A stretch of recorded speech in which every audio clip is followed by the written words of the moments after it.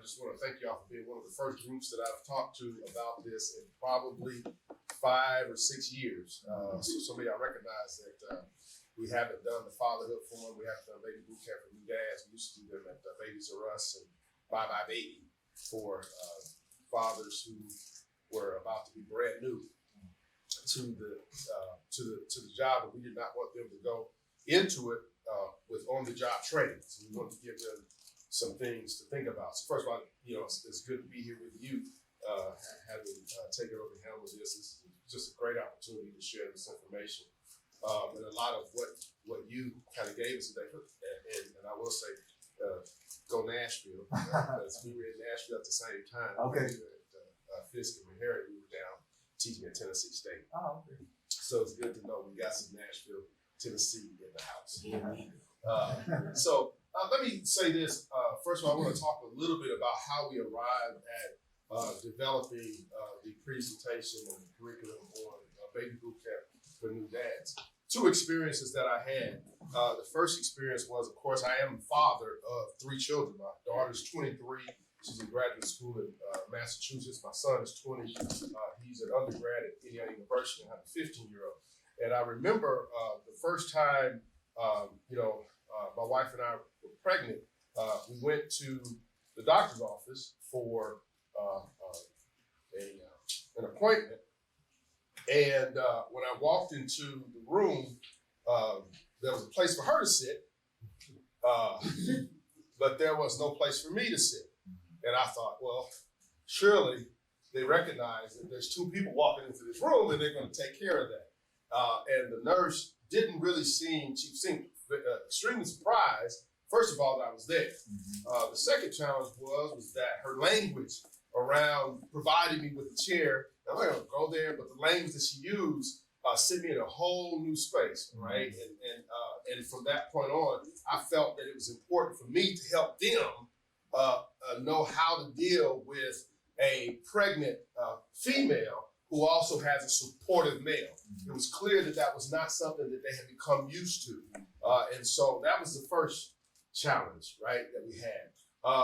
And then the second challenge that I felt that we needed to deal with was after the pregnancy. This was after my son, so this was after child number 3.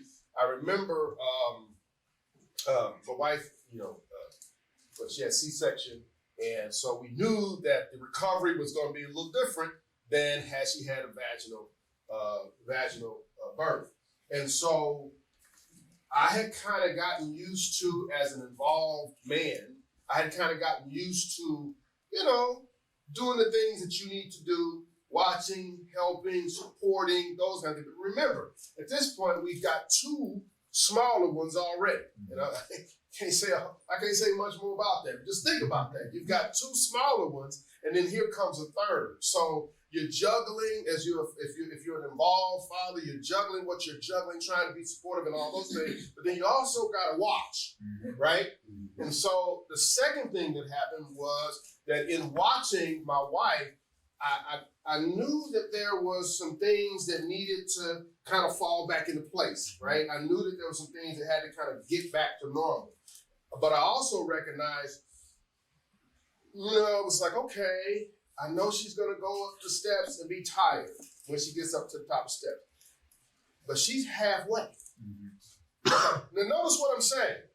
That I was able to watch my wife and understand her enough to know that what you're dealing with is a little different. Are you feeling what I'm saying? All right? Now, I'm a preacher. You can't say amen. Amen. All right? And I remember that she lost weight like, and I was kind of, okay, I'm a man, right? And I'm like, okay, I'm supposed to be like, yay, lose weight, right? Yay, feel good about yourself, yay. But I was like, you losing too much, too fast. Are you with what I'm saying? And it was so bad that it looked like to me she got tired doing things that she should have been able to have rebounded from at this point. And so it was recommended, hey, you need to check this out. You need to check this out. And so she then had become diagnosed with Graves' disease. It's a hyperthyroid condition. And so what we determined was that her heart rate had been elevated to the point where it wasn't slowing down. You know what I'm talking about, all right? It's good to have somebody in the house who can not only, hopefully you can back up some of the things that I'm saying. So she had Graves' disease after this. Now, I don't know, and hopefully someone will respond to me and help me understand where that came, because I don't really know where that came from, and I don't know if that had anything to do with the I don't know. All I know is that I had to watch her closely, and in the process was able to help her make the decision that we need to go see about this, right? Now, having said all that, the one thing that I also want to make clear to those in the room and those who will ultimately watch is that a supportive man in the life cycle of a woman who is pregnant is critical. All right? It's not just critical to make you feel good. It's also critical, and it's not just critical for the baby, but it is critical to help usher that new mother, or in our case, my wife wasn't necessarily a new mother, but to help usher her through this process. All right, now I'm still using the word postpartum depression. I'm still using that phrase because up until now, nobody told me to use another fancy one. So I'm gonna get the other fancy one into my dialogue, and I'll start using that too. But I'm still in that space where baby blues is real. Ain't nobody mad. Baby blues is real, right? But helping mom through this process, okay, is a critical component to not only mother, baby, daddy, mother relationship, but it is also a family piece.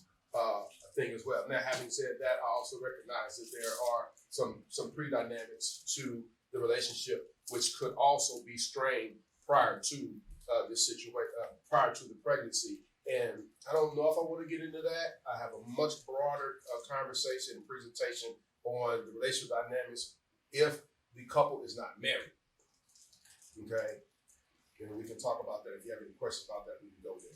So let me hit just a few things that I have. Again, I didn't bring the presentation. I should only have, about 7 minutes left. Y'all keep me on top of it. But I do want to hit this slide here, that if I had a slide, it would be up there, all right?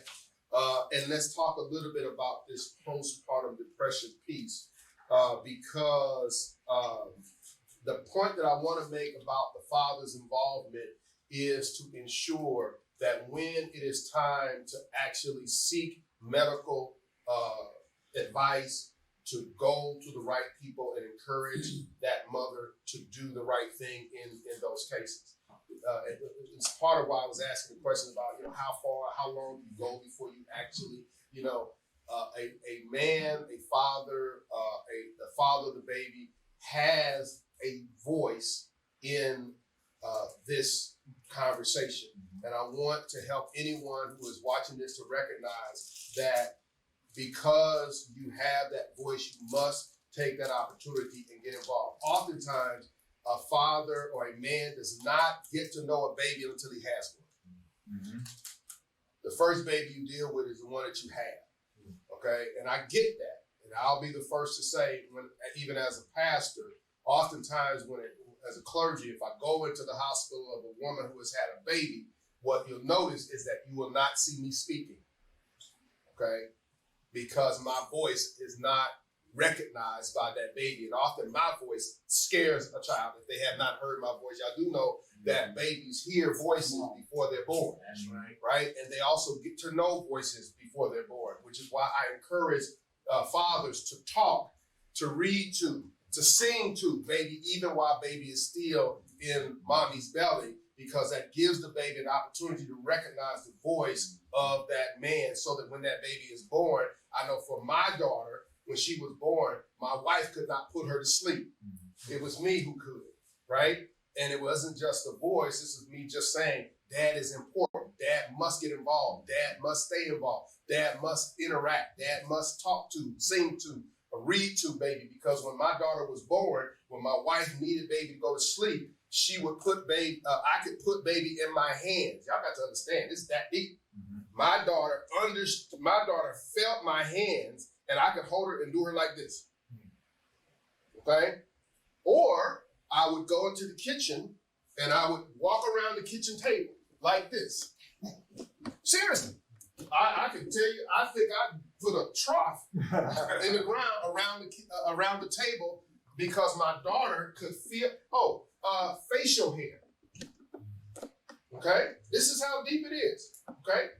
And so what I'm saying is that it is so critical and important once baby is born, that dad recognizes that dad has a critical role in the life of that child. And I would also argue the research has shown that within them first 2 weeks, dad has one of the most important roles in the life of the baby, right? To make that connection, and dad can make that connection.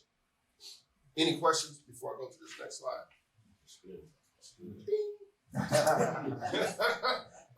Okay, so actually I've already talked about this slide, but I have a slide that says dads can help too.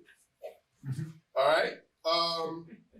So when I say this, I'm gonna say this because the slide says it, but I just want to be clear that dads are parents too. Dang, I said a whole lot. Y'all didn't say amen. Amen. Dads are parents too. Okay. Now, mom may not trust dad with baby. Is that not true? Okay. And this is why it's important for the education piece. This is one of the reasons why we developed the curriculum to begin with, because we recognized that there were some dads that didn't feel like they had anything to contribute to raising baby. Just because you don't develop breast milk doesn't mean you can't take the breast milk that has been pumped and be the expert at freezing it and thawing it. Is this making sense? Yeah. Just because dad is not the one that actually gives birth to baby doesn't mean that dad doesn't have the protective role of baby. Dad has the ability to say to people that come into the room, put that camera away. You're not taking pictures. Are y'all feeling what I'm saying? You know, this is a role that dad can play. So there are things that dad can do because dads are parents too, not just mom. And I also believe it is important for us to represent in that way because there is a systemic piece going on where people are not used to African American men being involved in the life of their children. And so you teach people how to treat you. And if we disengage in this process, then we cannot complain when people treat us like we are not there, right? Which is why I did this to begin with, because I said, well, if it made me feel this way, then I need to do something to ensure that the next man that comes in, no matter what their race is, no matter what their culture is, that they get treated with respect, especially because they are making an effort and an attempt to be involved in the life of their children, whether they're married or not. All right? Some dads jump right into the act of following. Other dads aren't sure what to do. And this is one of the reasons why we want to make sure that we are educating our fathers on what they can do in the life of their children. Don't wait. You can jump right in. There are things that you can do. For dads, a baby can be exciting and they can be scary at the same time. Most often, and this has been said to me, that there are a lot of fathers who are afraid to hold babies. They feel like they're going to break them. Okay? And that's an understandable thing. But I do encourage even those fathers who have that apprehension or who have anxiety in that way to, again, take the opportunity to educate yourself on what to do. Because I'm going to be real with you. One of the things that I learned that was real critical in terms of handling a baby is to swallow. Right? And if you don't know nothing about it, there are several ways to swallow a baby because babies they're used to that, right? And so that's a calming thing for them, right? To be, and so there's the burrito.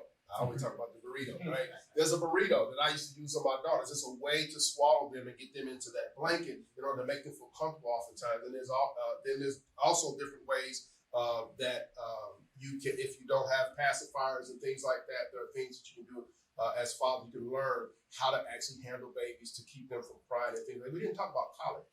Well, you wouldn't have talked about colic. Is that okay? All right, so I'm gonna get off because that's a big deal, right? No, that's a big deal, right? In terms of what dad can do to ensure that dad understands why babies cry, right? And then to learn the cries. You know, there's a hungry cry, there's a sleepy cry, there's a you're annoying me cry, and then there's a colic cry. But I'm gonna leave it about the next person. Yeah, there's a wet cry, right? There's a wet cry. How to stand the test, and I think this also gets into the relationship piece, and that is that one of the things that I'm most concerned about in relationships is that babies can test a relationship. Okay, babies can truly put your relationship to the test if I would argue if a father does not have a group of men, or at least a man that they can look to say, what do I do? Where do I go? How do I handle this, right? If you don't have someone to turn to.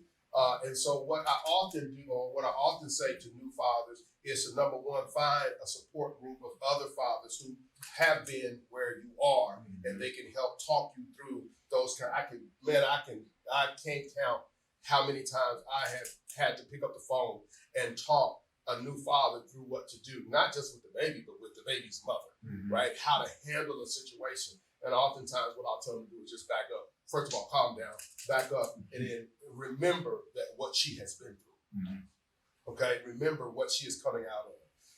And to ensure that rather than to be emotional in that moment, to really be rational about where mom really is. And oftentimes, mom just needs to go take a bath.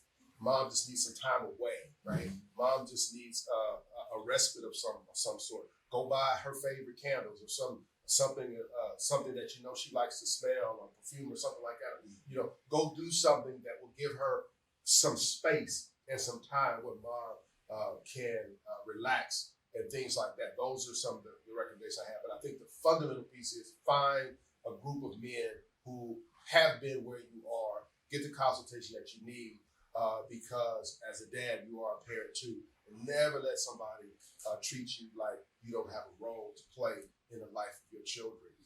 Statistics will tell you that an involved father in the life of their children have a long list of benefits throughout the life of that child.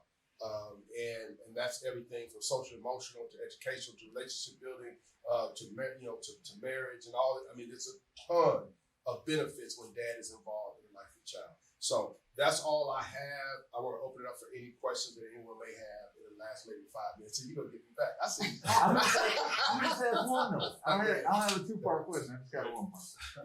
So what would you say is the number one piece of advice that you can give to couples that are not living in the same home? Because there's married couples, right? There's couples that live together. Then there you have the couples that don't live in the same home. There's so many dynamics to what you just said. Yeah. And I'm trying to think about it, because you're really looking at it from the standpoint of wow. It's just one question though. That's hard. that's really hard. But here's why that's hard. Because of paternity. Yeah. And because of the legal system. You know what I'm saying? Yeah, and oftentimes that is not dictated by what dad wants. Right. It's dictated by the court. Yeah. And then that kind of could snowball into some other issues if there are some other things that may or may not be going on. I think there's men in general kind of get dealt with, and this becomes a situation where it's weaponized almost against them, and then that can drive dads away. But here's what I would say. Number one, there are two challenges that a father has to reckon with. Number one, mom was voluntary. Baby was involuntary. Baby didn't ask to be here, right? You had a choice with regard to relationship with mom, but baby did not have a choice. And so just yesterday, I had a conversation with a grown woman in her 30s who, in the process of her explaining to me the challenges she was having throughout life, she was explaining to me she has 5 children, right? And she's trying to move forward in her life. And she was explaining to me all the things that she's trying to do to move forward. And all of her conversation boiled down to her eventually saying, because I didn't know my dad growing up. You know? And so with that, what I try to make sure that fathers understand is whether you're in that house, whether there's a marriage certificate or not, remember that you owe it to that child to be there in the best way that you can, right? And then ultimately we tell the children as they grow who might be bitter to remember that dad is going to give you what dad has in dad's cup, and that's all that dad can give. All right, don't be mad, don't be bitter. If dad's cup is half full, if he pours his half in you, and that's all he's got, just be grateful that dad gave you all dad had, right? And so those are the two sides to it. I just try to help them understand. Baby didn't ask to be here, so the least we can do is to be there for baby in whatever way we can. And then it gets back to education. Sometimes a dad who doesn't know what to do, let's find a group of people who can help you with daddy-daughter dances, right? Who can help you with gifts that you can give or things that you can do or ways that you can be involved. And then we have a whole nother set of things that we do for that whole paternity legal thing.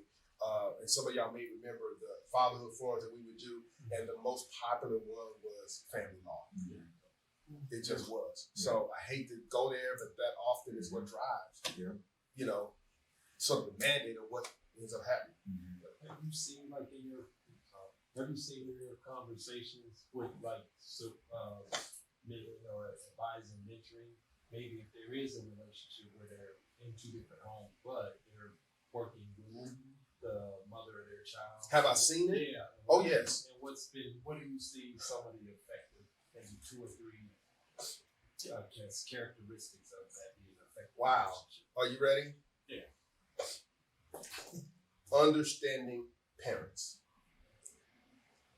Often when I see it not working out well, that means that there's an advisor in one ear or an advisor in the other ear that's, I don't know kind of meddling, but that's messing things up, right? And it's making, so in other words, what I'm saying is that if I am the father of a child out of wedlock and we're trying to work it out, and I don't have somebody in my ear who's helping moderate my decisions and my activities and my involvement and saying, hey, you know what, I know you don't feel like getting up, but you got to get up and you got to go, right? As opposed to another type of language.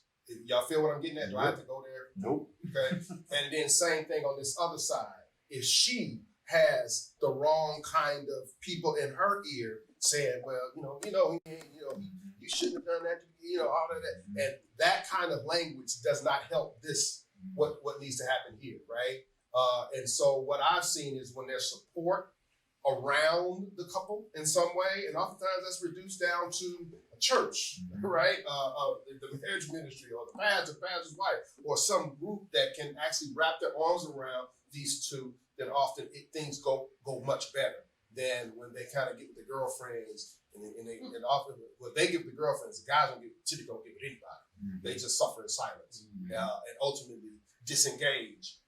And then to the point you and I were talking about earlier, the bitterness and not the bitterness, but what was that other word I gave you? Guilt. The bitterness and the guilt starts to set in, and that creates an even further wedge because now they know they have not stepped up, but it's because they feel guilty, and that's why when they do hook up with that child later on, they say, it was hurting me just as much as it was hurting you. And so you would think, well, if it was hurting you, then why didn't you do something about it? It was the guilt that kept me from picking up the phone and calling or showing up at the birthday party. It was the guilt, and that's crazy, but it's real. It's crazy, but real. Wow. Yes, sir, and then yes, sir, I think. Or you, in the back. With all of the changes that are going on right after the birth, engaging in other systemic issues. How did you have an issue where you had to deal with, say, maybe hospital staff or other agency staff, people who were causing problems racially? And how did you engage in those and recognize those? Because everything else that's going on around you is already a big change. So how do you deal with that additional issue if it came up? Well, okay, so I would argue that when my wife was in the hospital, we were dealing with systemic racism.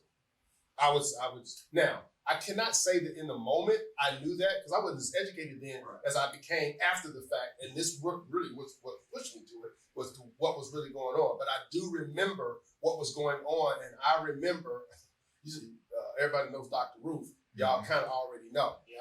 If you don't know Dr. Ruth, ask somebody. If you know Dr. Ruth, which is my wife's mother,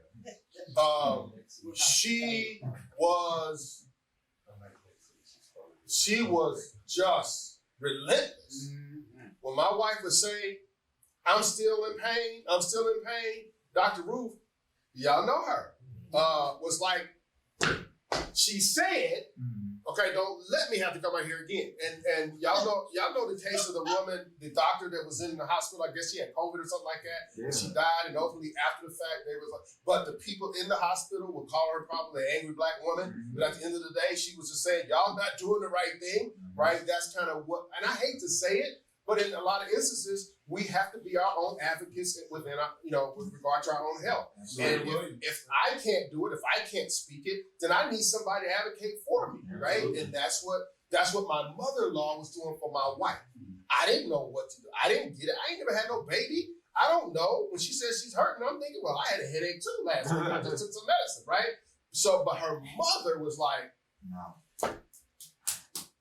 right? And there you go, right? So, and I think it's important to recognize that if Serena Williams had that issue, oh my God, if the doctor who knew better had an issue and she died anyway, then that tells you what level we got to take it to. Well, I mean, we really got to take it to that level. But to be clear, I didn't recognize it at the time. But when I think back on it, that's what was going on. That's what was going on, but thank God we had an advocate in the family that stepped up. So it happens probably more than we recognize. So I don't know if that answered your question. Yes. Okay, good. Yes, sir. So then that would be a lot of psychological problems with what you just mentioned. Then what you're already dealing with when it comes to, especially versus black men, from experience. I'm a father of 7, grandfather of 15, and the traumas, Sir. that I experienced, as you said, even learning fatherhood, then dealing with issues of systemic racism. It just seems like it bleeds into a psychological problem now. Yes. Would you agree with that? Most definitely. One that goes without being resolved, right? Because we've got fathers being fathers, never having seen a father. And we must recognize that as black men, we are insightful and not instinctful. So we don't learn by instinct. We learn by insight. We got to see it to be it, right? And so if I've never seen it, I don't know how to do it. So I'm learning on the job, which is why the education piece is so critical. And it's why there are no dumb questions when it comes to what to do or how to take care of a child, right? There are no dumb questions. And so what I encourage people to be, well, let me just say that there was some research that came out just recently that said that African American men today can turn out, their prospects for everything from economic mobility to educational pursuits, all those things can turn out higher, not by having a father, but just having a man. And I see an opportunity for us to just be a man in front of these young men. Just be a man, okay? Because now we have gotten to the point where the positive return on an investment does not have to be the father in the situation. So I have committed myself to being the man that I need to be in front of, never knowing whether or not they're going to ask, just knowing that they're watching. That's right. Knowing that they're watching. So, if we don't engage, then we leave these fathers to their own devices, which is a cycle of, I can't think of the term for it, but it's a, what they call it, it's a whatever Self-fulfilling. self-fulfilling when they're the person that they talk to the most is themselves, and all they got is what they were given, and what they were given was not how to be a father. Somebody's got to step up and represent in that way. And I think that all of us can, in some way, step up and help to address the mental anguish that a lot of our men and young men are dealing with. So